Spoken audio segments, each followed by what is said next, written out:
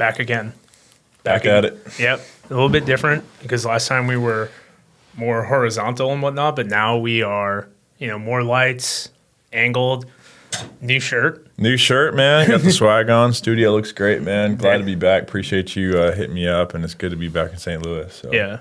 Wild times. Wild times, man. Won't dive too much into it, but what's already out there? How you feeling? I feel good, man. A lot of stuff still up in the air. Nothing set in stone really yet, but I feel good about our team being, in it. And I think we're going to have a good team this year, and it'll kind of shake things up with all this, 42 protected players and however that works out, and then you add 10, and then the draft. So it'll be competitive this year, but I think that's going to put the best product out there, and I like our chances. So I was really hoping they would go to like the 90-man rosters that were talked about in the original plan of like the XFL, but not so much only for the players but the coaches, because I thought it'd be cool for them to do like they had the Bill Walsh like internships for coaches in the NFL.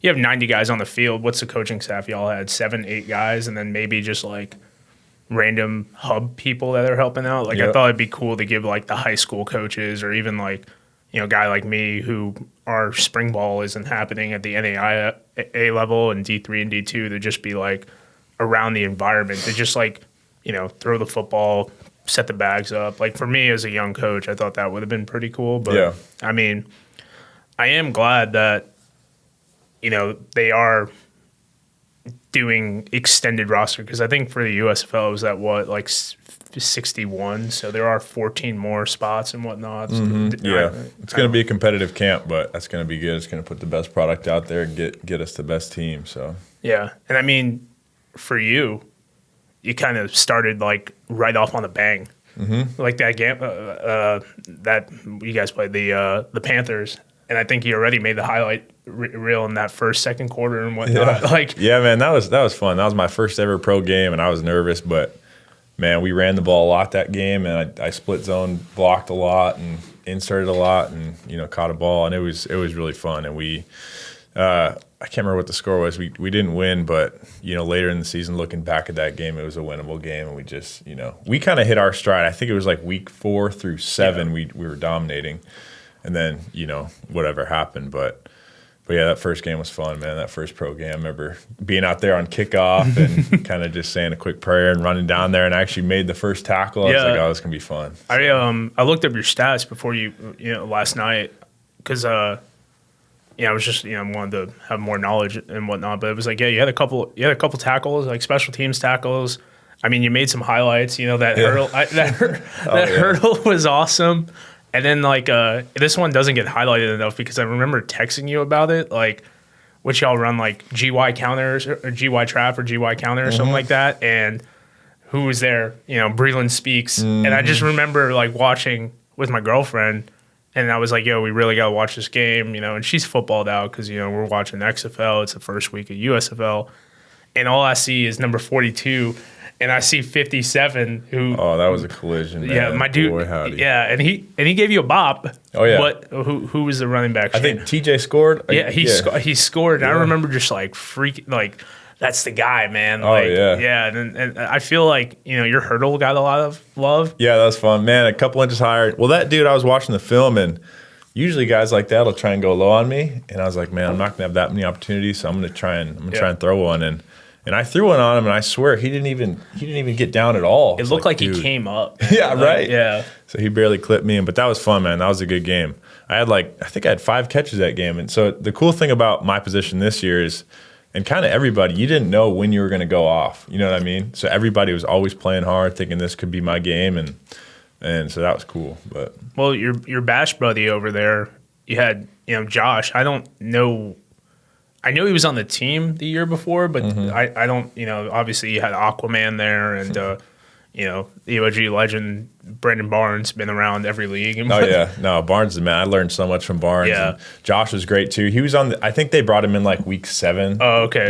The previous year. Yeah. So he kind of, he didn't get called up, but I think they needed depth. Yeah. But he played great this year, and he's obviously playing great for Jacksonville. And then Julian, you said Aquaman, man, he was – right when I got there, he was really, really good guy. Like, so I remember the first day Bob Morris, our GM, had us up at 5 a.m. and we're in and that day was all about just, taking care of logisticals of getting a physical, getting all the meetings, all the compliance, all that. So, we're sitting in there. Morale is kind of low because, you're going into camp and I didn't know anybody. So I'm sitting there. And you're a rookie and like very limited, like how do we do things? There's continuity from year one, and even if you weren't on the team in 22, like you might have known these guys from camp and whatnot. Like, exactly. So I didn't know anybody. And so I'm sitting there, kind of anxious, whatever, looking around. And I see him, I'm like, man, I'm not going to go say what's up because, I wanted to, stay in my lane. He came right over to me and said, hey, bro, what's going on? I'm Julian, you're Clint, right? And made a really good first impression. So, I think very highly of that guy and really great dude. So. Yeah. I mean, like, I think we talked about that too, is like, when we first, met up was like, there wasn't as much like bonding and whatnot, because, let's say you played at like the Dodge City or something like that, you're JUCO and, you go the other way. Like all these JUCO guys are in the NFL, USFL.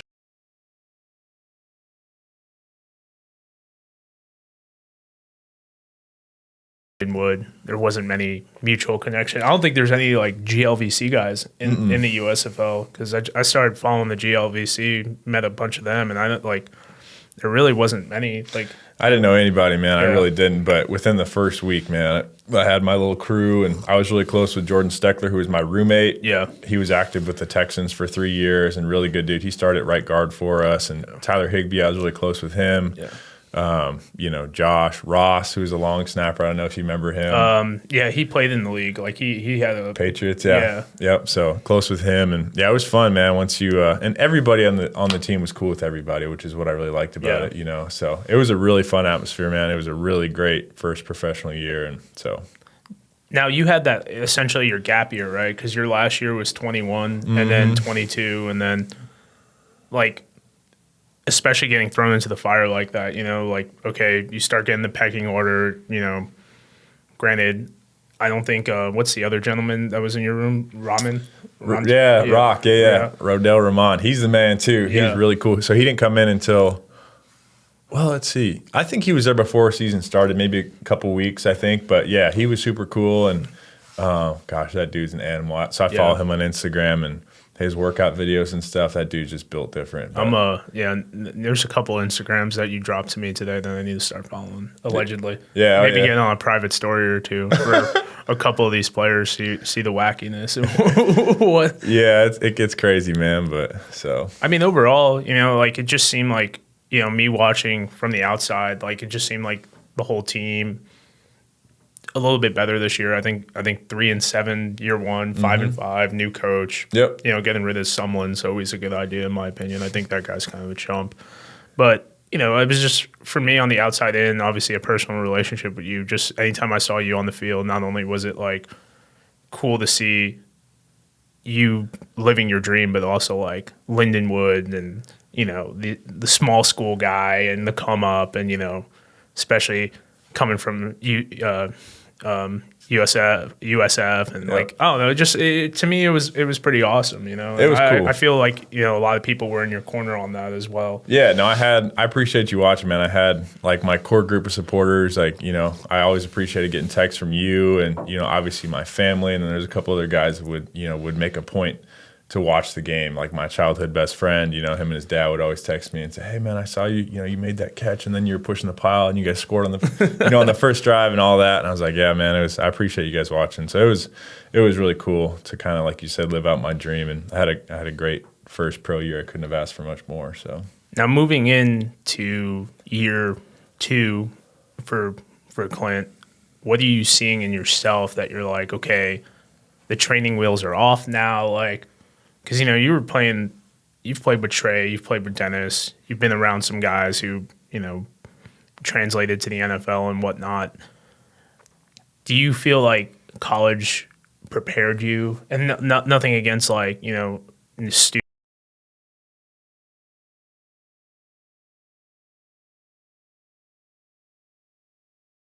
And then you coming back to some of your boys, are you kind of like, I mean, this is what you got to do, man. Like I tell them straight up, like, listen, if you can play, you can play. And even me going into that league, I didn't know what to expect, right? Because I hadn't been around consistently really good talent. Yeah. And then when you get out there and start playing, like me for this year, I'm more confident in my abilities, more confident in, what to expect. And I always tell guys when I come back, listen, and even high school guys, I'm like, man, roll the dice on yourself and take a chance, especially if you're a tight end. Go Power 5, because if you can play, you'll find your way on the field, and that'll just open up a bunch of opportunities for you. But, I can never take away from my experiences in college. It was great. I wouldn't trade it. Yeah. But I always tell guys, listen, if you can play, you can play. And being at that level now, playing with, first team all SEC, all ACC guys and being right there with them on the same playing field and doing really well, it just, it opened up my mind to what it could be for guys. And I'm trying to convey that to younger guys too and say, listen, roll the dice on yourself. You know what I mean? Yeah. I mean, I definitely get down this during the line a little bit. I definitely need you to come talk to some of my MOBAF guys, because a couple of them have higher league aspirations. I've talked with Stug about this when he came through. Like, you want to go to the league, you want to do this, you want to do that, but like, this is what Pierre did, this is what Clint did, this is what Trey did. Are you doing those things? Are you matching their numbers? Like, no, okay, man, like, you need to figure it out. Like, and I'm trying to get a couple of my guys to go down and train, make the investment and train with some of these guys that I know that are training, fringe NFL guys, USFL guys, XFL guys, because I'm like, yo, you think you can play in this league? These guys are 3 years older than you. Might be a good idea to, like, kind of, put yourself up, match it up. And I just feel like some of these kids are very, like, ignorant to that. So I think it's so crucial to keep, I don't want to say hammering their ego, but being realistic. You gotta, I think when you have higher aspirations of what you want to do and you think you think you're capable of it, you got to get around guys who have been there. Yeah. You got to pick their brain on it, and you got to be honest with yourself and say, hey, either I can do this or I can't. But don't let limiting beliefs be a limiting factor in your career. Because, like, even coming out of high school, for some reason I had this notion, I'm not quite good enough to do this, that, whatever. I want to go play somewhere, and even that limiting belief will just set you on that path for the rest of your life of not opening up what you're good enough for just because you don't believe it. So I think limiting beliefs are a big hindrance to, guys that are maybe lower level right now, or even high school kids that say, I'm not so sure. Man, be sure about it. Roll the dice on yourself. But you got to work hard. Yeah. And you got to be realistic. But at the end of the day, don't let limiting beliefs, be a factor in all your decisions. So when you, now that you're, I don't know if seasoned professional is the right word, but have you kind of changed up your training methods based off being around more people and like, okay, this is what I was doing, maybe I should do this, or I'm not doing this enough? Has your workout and like your mentorship with the physical aspect of your game kind of setting you on a better path for success, or maybe a more direct path for success? Yeah, so I always had a problem of overdoing it. Yeah. I remember in college, my senior year, man, that summer, I just way overdid it. I gave myself really bad tendonitis, and all that came from was me being anxious about wanting to be my best, but it ended up being a limiting factor. Yeah.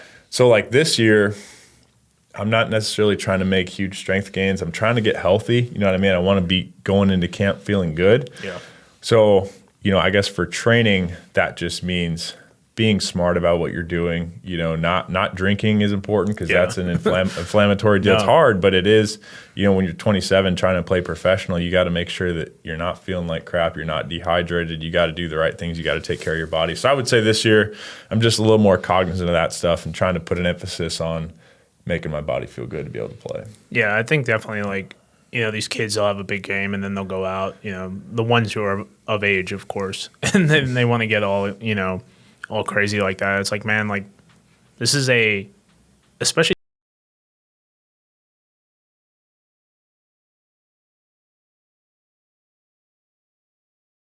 like the recovery on my aspect is like, that's why all these dudes got the cold tubs and like saunas, man. And like, I'm like, man, do I really want to dish out $7,000 for a sauna? But like, right. I mean, if I'm able to like be more active for like 8 more years of my life, then like I have to do it. Especially like, I'll give these kids work at practice sometimes. Like, they'll be talking smack, and I'm just like, oh, you think you're good? Okay, I'm a 30-year-old fat guy. Like, let's go, bro. And I give them some work, and they're like, dude. And I'm like, yeah. Or like, I beat a couple of the second string guys in the race. Nice. In the 40. I was like, dude, I haven't ran a 40-yard dash in like 4 years, bro. Well, when you're early on in college, you can kind of get away. I remember I went out, I think it was spring ball. I was out Friday, Saturday night with the homies every weekend in spring ball. And even like freshman and sophomore year of college, I was doing that stuff and I was fine. And then junior year rolled around. I was like, whoa, okay, hold on a minute. You know, you start to get banged up. I tore my labrum. I was like, all right. You know, and now I'm like, all right, if I'm going out, I'm not drinking that much. You know, I'm just having fun with my buddies. As I pop a Liquid Death. yeah, there you go. Which looks like a tall boy, but doesn't it? Yeah. yeah. Dude, so sorry to cut you off, but I'm at the gas station grabbing these. Woman's like, I need your ID. You're like, no, you don't. I was like, what? She goes, yeah, I need your ID. These are like Bud Lights or something like that, right? I'm like, no. She's like, these aren't those seltzers, and I was like, no, these are water. She goes, oh, well, they look like booze. And then we started talking about Four Locos for like... I thought it was like a Four Loko when I first saw it. Bro, you know what? I'll say it. I don't even care at this point. Dude, when Four Loko first came out, it was like 2008, 2009. So I'm like a sophomore in high school. That's when Monster first came out. Because it was only Red Bull. You remember Red Bull? Well, they still do it. Red Bull gives you wings. But like it was Monster, all that goofy stuff. Kids were bringing Four Locos into school. Dude, because you like New York, you go to the bodega, they don't care, you know, they just pay them in cash and whatnot. But like, you know, no one knew what a Four Loko was. And then like kids are just keeling over in class and whatnot. And they're like, what's going on? Like, you know, we thought a bunch of goofy stuff was happening, but nah, man, it was like the early wave of Four Loko. That was my early college experience with that. And that was wild, man. I'm glad I don't know if they banned them or what, but I don't see them anymore. They realigned it. Okay. Like whatever they did. That's smart. They took the crystal meth out of it most likely because that was vibrant. That's bad. Yeah, no. It's that and I forget who I was talking to. It was Derek Dennis because he was asking me about like energy drinks or something like that. I was like, man, it's like I was drinking a Ghost and he was like, yeah, dude, like it's like Jack 3D but like way less like you know, putting you in the AFib. And he was like, man, Jack 3D was the stuff. I was like, dude, we used to take that overseas all the time. The original formula Jack 3D would put you through the roof. That and it'll explode. Yeah, oh yeah, Nos, yeah, my buddy. Well, even those energy drinks and stuff when you're training, I've been more cognizant of that because like last night I had a Ghost at like 7 p.m. because I knew I had to go get a workout in.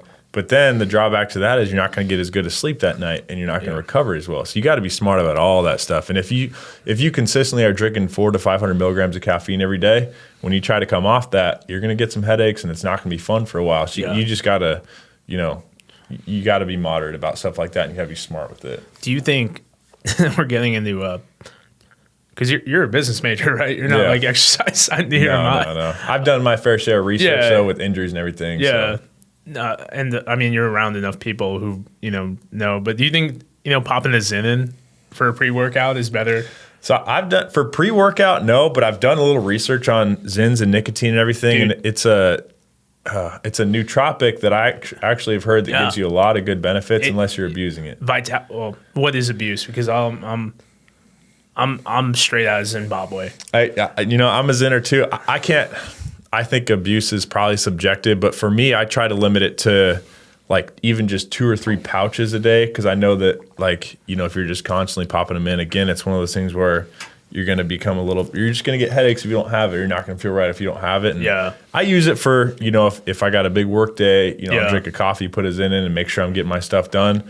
I don't do it pre-workout. I know guys who do it during and pre-workout. I don't just because, you know, I guess I've never tried it, but I'll do if it's later in the day, if I'm training, like, you know, there's, you know, being 30 now, going on walks is like good enough, right? You hit your caloric, you know, whatever your iPhone app, you know, is good enough.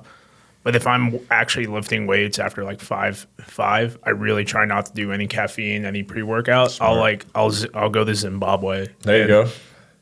I'm not getting the best workout in, but like, and I don't know if this is the right mentality to have, but I'm just hitting my like caloric output, and I'm just like, okay, like, you know, it's never a bad day. The only bad day at the gym is the day you don't go. Then you don't go, yeah. So it's like I'll do that, and that kind of pushes me through. And don't get me wrong, like last night I had to do a bunch of paperwork and stuff, and I was zinning up until like 10:30. But I mean I had stuff to get done, so.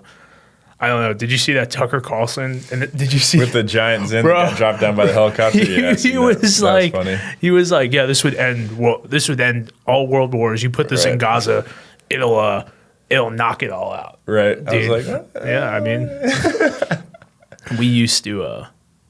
It's getting real off the walls, but when I was in Afghanistan, I used to take like the kids, and like when we would hear stuff, and I would put like a gauze on them, and I would be like, "Oh, let me see your arm," and they're like, "Oh, mister," and I'm like, "Oh, your arm is broken." So I used to like, fake put on slings for them, and I would like, gain favor. Nothing like that would bind them, but I mean, yeah, you throw a couple Band-Aids, throw a couple of Zimbabwe's overseas. You're straight, man. I don't know. Way off a tangent, right? No, I know. I kind of a funny story. It's a little bit of a tangent. You can cut this out if you need to. No, but roll with it. Because all we gotta do is reset once we hit 0. So I'm all about it, man. There we go. Well, I was in high school messing around doing some dumb stuff, and my buddy was like, "Here, smoke this, whatever." I was like, "All right, hold on." Oh. So, yeah, you might have to cut this. Yeah, but anyways, yeah. it's Doha, which is like a Middle Eastern tobacco, yeah. and that's like insane nicotine. And I tell you what, okay, yeah, so it's legal. Okay, you don't get cut. I wasn't gonna incriminate myself, but. Yeah. Statute of limitation. Well, you're from Colorado, so it's everything's legal over there. I was like, dude, what did you give me? I was spinning. I almost puked. I was like, oh. And that's before I used any nicotine. So I was like, bro. But it's the first time you put some skull in when you were like 14 years old. You're playing baseball with the boys and whatnot. Dude. Man, the first time I even got into nicotine was my boy Cade. Cade, quarterback. We were fishing. He was supposed to sit right there. I don't know. Yeah, boy forgot, man. Didn't set his alarm or something. Yeah, something like that, right? Yeah. Right. So we were fishing, and he's like, "Here, dude, throw in some peach skull." I was like, "All right." Now that wasn't nothing compared to Zins, though. You know what I mean? Zins are great. Dude, there was one of our coaches. We were all Zinning, right? Went 2-8 this year, so it's better than you gotta have a vice, right, in the 2-8 season. I don't know if you've ever went 2-8, but you might have bet knock on wood. Oh no, Davidson went like 0-10. Never I was about to say Davidson was pretty bad. They were terrible. At the time. They came up a little bit, but at the time we were not good. Yeah, well you guys had to play that fake school. I almost worked that. Yeah, the year before. Yeah, that was the one school we won like 100-0. Yeah, and then we turned around and lose to I think it was like Old Dominion or somebody like that. Yeah. We lost to them. You guys just kept running. I remember because I watched like highlights. I almost like worked at that school. Really? Like, I did. Well, it wasn't a school, but different conversation. But hell, where was I going with this? Oh man, running stretch or something? Yeah, all y'all did was like running stretch. But we were talking about going 2-8. I was like, you got to have a vice. But one of our coaches never did it. Went straight to wintergreen, 6 millis, and dude, this man looked like he was in labor. Dude, we're in the hotel room, and my guy is just keeled over, and I'm like, "Yo, bro, you good?" And I'm the older guy, technically, of the assistant coaches, right? Like I'm, at the time I was 29, but that's really old for GAs and all that stuff. And I'm just like straight to mom mode. I'm like, all right, man, here's what we're gonna do: lean you over, put a nice rag on you, and you need to sip on the water. He chugs. I'm like, no, sip on the water, bro. Dude, Zin ought to give you a sponsorship after this. But it was funny. Bro. One more Zin story I got for you. So Stug. I think you did an interview with Stug. Stug is the man. Oh, he's the freaking man. Jed Lance. Jed Lance, baby. So many rookie shows with him and the team, and it's so fun. But anyways, Reed Williams, I actually live with him right now. He's our long snapper at Lindenwood, and specialists during practice, they're not up to much until they get 2 periods, one a punt, and one a field goal. They're working on the sideline, especially at smaller schools where there's the special teams coordinators. I think y'all special teams quarterback is the tight ends coach. Yeah, Goldenberg. Goldie, Lindenwood, and Ray at Houston. But anyways. So Reed's, throwing Zins in, whatever, and he goes up to Stug during one of the periods. He's like, Stug, I know you chew a lot. Try this. Yeah. He's like, all right, throws one in, and he goes back over to Reed and goes, Reed, I haven't had a buzz like this in 20 years. Dude, Stug has taken one of my Zins, and I was honored. Or no, he didn't. He didn't take. No, he didn't take one. He goes, "No, I got 10 in the car, in the truck," and I was like, "Man, Jed Lance." Jed Lance, yeah, he's the man. He's a legend. Yeah. I need to go talk to him. I talked to Coach Avorka and Inama this last week, and just popped in, wanted to make sure they knew I was back in town. But, so did they put your Gamblers jersey up there yet? No, man, I haven't even. Crazy thing about Lindenwood, they didn't even come out with an article or anything about. You know who did though? Who? The freaking man. Yeah, man, and he retweeted it. Like he's retweeted a bunch. Anytime and I did that stuff on purpose, because they didn't really do much about like the cat. What's his name? Shelby Harris, right? Oh yeah. They didn't you'll see Stug like post his like Lindenwood Lions sighting or something like that, and like I'm sure he'll retweet this, but that's like Stug doing it. Yeah, Stug and the coaches are great about doing it, but usually the school or like the person that runs like the Lindenwood Twitter media or whatever, sometimes they'll do a little something. Like Stug is great about it. Yeah, no, Stug is for the boys, but yeah, Lindenwood and like with this league being here, you got the Battlehawks here. Like granted, it's all one and the same now, but like, why would you not be like losing your mind on this? Because these kids all want to go to the NFL, right? Like all recruiting pitch, all that stuff. Well, now that you have 2 professional leagues here, where that could lead to some stuff, and it's like, why would you not embrace all that stuff? Right. Because I don't even think like when Stug was with Anthony Beck, I don't even think Lindenwood football did the main men of St. Louis, like something goofy like that, and it's a little cringy and whatnot, but it's still that's what kids care about. It's good content, and man, people who know football know that it's really good football too. Yeah. And it was kind of some people around town, somehow it'll come up that you play in the USFL. Oh my gosh, what team? Or I'll wear my Gambler stuff out. I was like, oh, that is a cool shirt, and they'll know about it because they know football. But people who don't, so is it semi-pro? It's like, well, no, it's fully professional. Yeah, you know what I mean? They pay you good. And it was actually funny when I was cleaning out my locker at Lindenwood towards the end of the season. I was like, gosh, what am I going to do? Hopefully I did good enough to make it pro, whatever. And Reed actually was like, well, there's a lot of football being played. He was like, the USFL is coming back, I heard, and there's a team called the Houston Gamblers. Like, that is cool as hell. I hope I get to play for them. And then lo and behold, that's, so. It, I mean, dude, there's so many guys. There's so many guys right now. There's so many opportunities. It was funny. That Spice Adams meme? Oh, dude, I love Spice. Where he's like this, behind the tree. Yeah. Well, someone on the Twitterverse was talking about this, and I go, CFL GMs right now seeing all this merger turmoil. Yeah, they're going to get their pick of the litter if they so choose. Especially freaking Edmonton, man. A couple of those guys got all the Lindenwood guys are in Edmonton or Saskatchewan or something like that. I mean, I'm surprised they're not pilfering that roster right now. They didn't. What's his name? The tackle that had the workout with the Colts. Oh, Blake. Yeah, I'm surprised they didn't come at that guy, man. I wouldn't be surprised if they did. I know that he has a wife and a kid right now. Okay. And I think he's kind of under the impression that he's good. He knew he was good enough to play next level. I think he just wanted to kind of move on with his life. I think. I haven't talked to him in a while. I know I told him good luck at camp and everything, but so yeah, I mean, I feel like the CFL is fiending pretty hard right now. They might try to add that 10th team now, and I know their finances are always weird, but they might try to add that 10th team with the amount of talent that's out there right now. No, CFL's looking good. And so one of the receivers that I played with in Houston, Deontay Alexander, DA, he's on the Edmonton Elks, and I was on his Instagram and everything, and he took a kickoff, I think 100 yards for a touchdown, and that dude was freakishly fast, man. He ran a 4.3.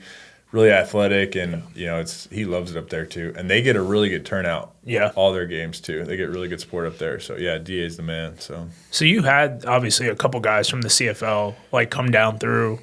What was their take on the USFL and whatnot? They loved it, man. Yeah. So Natai Rogers, he was our right tackle, really good dude. I don't think DA was there before, but Tim Bonner, last chance you guy, he came from. Saskatchewan or something. Yeah, I can't remember. Rough Riders maybe. But he came down and both of them were like, man, we get paid the same, if not a little bit more, and we're playing 8 less games. Yeah. And, those Canadian teams can only have however many Americans. Yeah. So it's a lot more competitive for them too. Yeah. So the USFL, I think they would take that far and away over Canada. But, the players that play in Canada, they love it because they get great turnout. It's a big deal. If they got cousins in Canada, they go to CFL or the Montreal Alouettes. They live in Montreal. They go to games all the time. You know what I mean? So I definitely think I'm going to go to the Grey Cup next year. Yeah. I mean, a couple of the guys went this year and do some content creation there. And, I mean, it's just, I kind of – I don't want to come off as like a homer here. I feel like some people like look down on the CFL as like a minor league. I'm like, first off, it's a separate country's league. Right. Like, That's far and away better than any other country besides U.S. I mean, Germany's close, I guess. Yeah. I mean, the ELF is like trying to get there, but you get a lot of like, I feel like there are a lot of coaches in the ELF who are like not as hungry. Like they're kind of retired. Like Jim Tomsula is over there. Mm-hmm. And have you ever seen Will Compton talk about Jim Tomsula? No, I haven't. He goes, "Hey, Will, old like Ron Jeremy Italian guy, you got to get yourself some FU money. That's what I got. You get yourself a good agent, you get some FU money. I'm over in Italy, but I ain't buying the yacht." And like, Comp is like a rookie at this time. Or like, maybe not a rookie, but like still fighting to be in the league. And, he's just like, I don't see Tom Sewell like taking that serious. Like he wants to win, but like my dude's chilling on yachts in wherever Tuscany or whatever the hell it is. Like I don't see him getting too jazzed up about it. Yeah, they made it. Well, the cool thing about USFL was like a guy like CJ, a guy like EP Eric Price, our offensive coordinator, and a guy like Ray Richleski who coached me. Yeah, those guys. They made it, you know what I mean? They coached in the league for so many years, and they still put forth such great effort in the USFL. Like, I remember Ray, that dude would stay up for so long watching film, and he would come in. He'd be the first one there early the next day with, all the scripts laid out. He'd be like, "Clint, if you got questions, ask me." So being coached by guys like that was really cool because, they don't have to give it all they got, but they do because they want us to win. So that was really cool. Well, I think they want you guys to win, but also like you said, Ray's been there and done that, but, Josh didn't. Right. You haven't. Exactly. So he's doing it for us. Yeah, and that's like, I'll work 22-hour days for my kids because I want them to get to the next level because, like, I've had my success in the other career, but, like, who am I to, like, just because I'm able to, like, provide for myself, who am I to give, like, lack of a better word, half-ass effort to the kids? And I feel like with the USFL and XFL, like, guys doing that, like, not taking it seriously, I think that's a disservice to, the players who are trying to get up there. And we kind of talked like off topic about it, like, or offline. It was like, that was AJ's thing, you got to do it for the boys, like the boys who are trying to get up there, Yeah. Well, and Ray, we were in Canton. So we played Pittsburgh up there and beat them by a point. And so, it was good vibes because we had played at 11 a.m. and we didn't have to leave until the next day at 5 p.m. Okay. So we're hanging out, and I'm hanging out in the hotel with Ray. And he's like, "Hey, I want to show you something." And he shows me a text that he sent to a GM in the NFL that he knew, specifically talking about me. And if you need a guy who can long snap, play fullback, play tight end, I think this would be a great guy. And I was like, man, that means a lot because you didn't have to do that. You know what I mean? He's just looking out. He wants to see me, succeed. So it's good to have guys like that who are willing to, stick their neck out for you. I also feel too, and this is kind of like going on another like path with the path to the league and whatnot. I always, we were talking about a guy like Corey Coleman in the USFL, right? Mm-hmm. Obviously has NFL success and whatnot. People, casuals, I feel like, are always looking at him like he put up 600 yards. I don't know how he's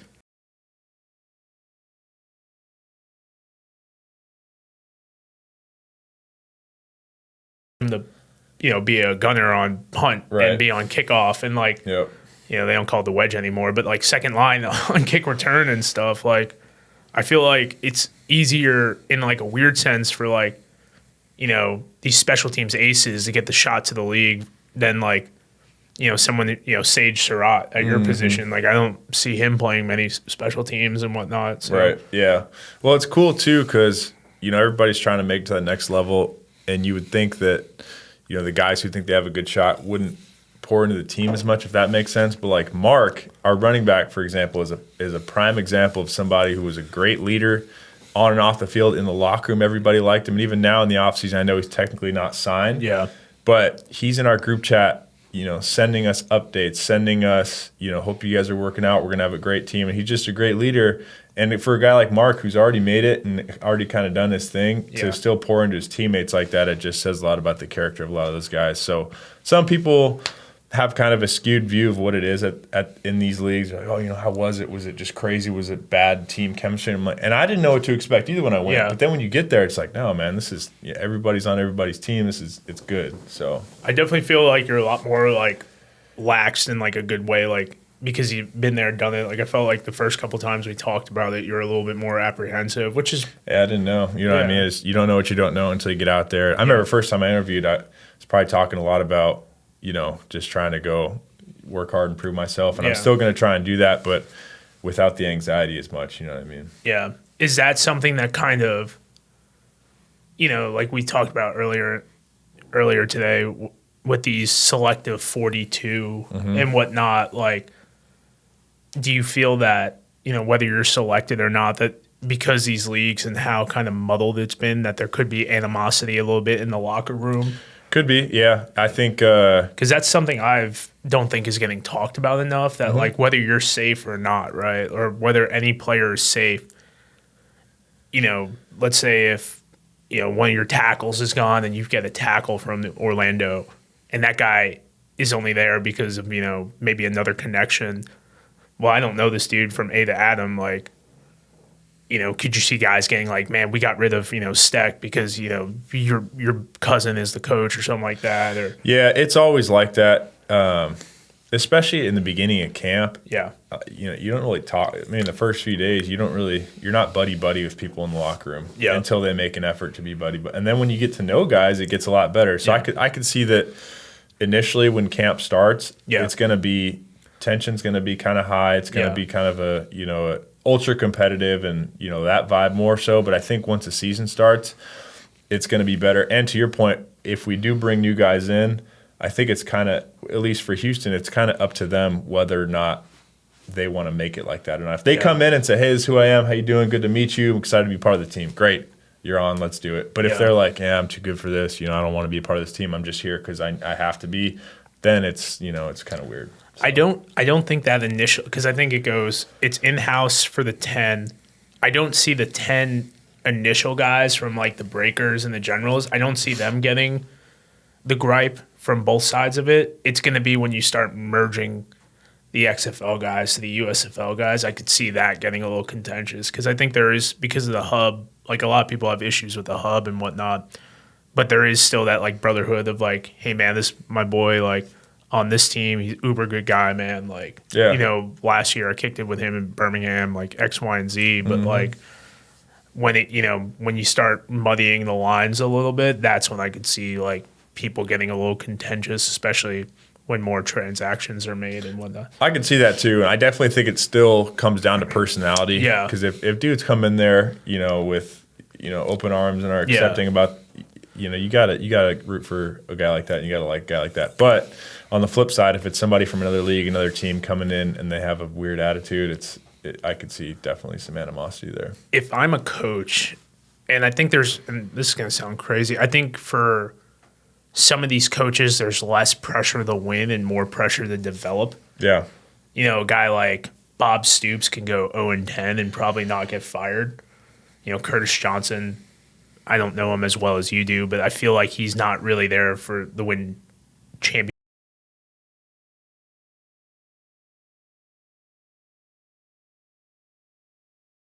Him. Yeah, I feel like if it was me building this team, like I don't necessarily look for like the 42 best players. I look for the 42 best men. Yeah, I agree. And that's what I look for as a coach too. Yeah, and like to your point, CJ, I think I already kind of mentioned this, but dude coached for 15 years in the league. He won 2 Super Bowls, and he told us straight up. He was like, listen, I'm doing this because I love football. Yeah. I love coaching, and I want the best for you guys. Yeah. So it's nice to know that, you have a coach like that is interested in developing you as a person and all that. And you'd think because it is a business that you wouldn't get as much of that, but from my experience, you still do. So Did you ever meet Jonathan Heimbach? no. Or do you know who he is though? Mm-mm. Jonathan Heimbach, he was on the Stallions coaching staff in 2022, and now he's with Arlington. Mm-hmm. Heimbach, fringe NFL guy, actually is one of like 10. There's like very few people who won the XFL championship in 01 and 23.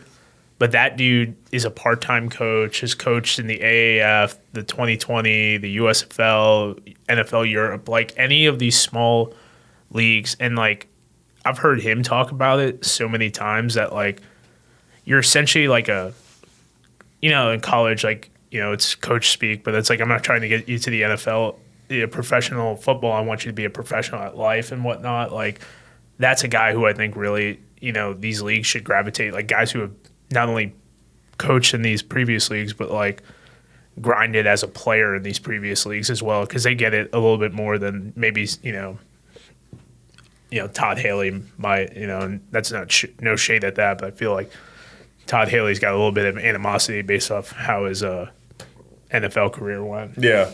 And I guess to your point there, I think it would be cool to see guys like, even I know we're talking about Brandon Barnes, but he made it, he played in the league, he had great seasons in spring leagues too, and now he's coaching high school. Yeah. And he's loving it. And that dude knows so much football that I would love to see a guy like him get a chance to like coach USFL, because he's obviously going to be able to have, if he wants to, but he's obviously going to be able to have a good connection with the players, and he's going to know football, and he's going to work hard, and he's got experience with all that. So I think those are good guys to, bring up. And he's essentially like a pseudo coach in the room to begin with, right? Yeah, for sure. And because his workload, and he had every right to be a little bit edgy, if that makes sense, because I didn't see him playing as much as the season went on, and I don't know if he was hurt and whatnot, but like Josh was 1, you were 2, and then he was kind of doing his thing and whatnot. So you never saw the edginess on the sideline, and like no one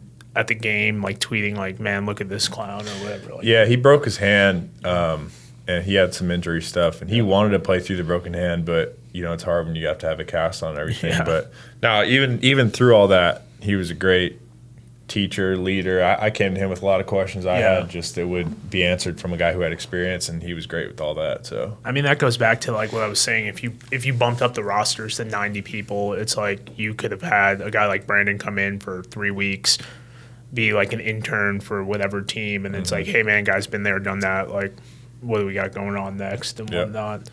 So, I don't know. I'm uber excited for what you got going on. I'm uber excited for, that you're back in St. Louis. I'd love to see them put a Lindenwood jersey up, or a Houston jersey up. Yeah, that'd be cool. And then whatever, maybe they put maybe they were waiting for the Under Armour to get that deal. Yeah, that would be cool. No, it's I'm glad to be back here too, and I'm excited for year 2. Just got to make sure I'm healthy. I'm a little banged up, but I feel pretty good. So I got to make sure I'm healthy, which I will be, and just going to work hard these next 2 months and try and go in and have another great year. So, it's going to be good. I'm excited. Awesome, man. Well, I think that's all we got today. We obviously have to talk for 20 minutes off camera. That's the parting way of how we do things. But, drop the socials. Everyone tweet you out, and, gain a couple followers, man. Hell yeah, man. I appreciate you having me on. Always, dude. All right. Clint Sigg, my man. Yep.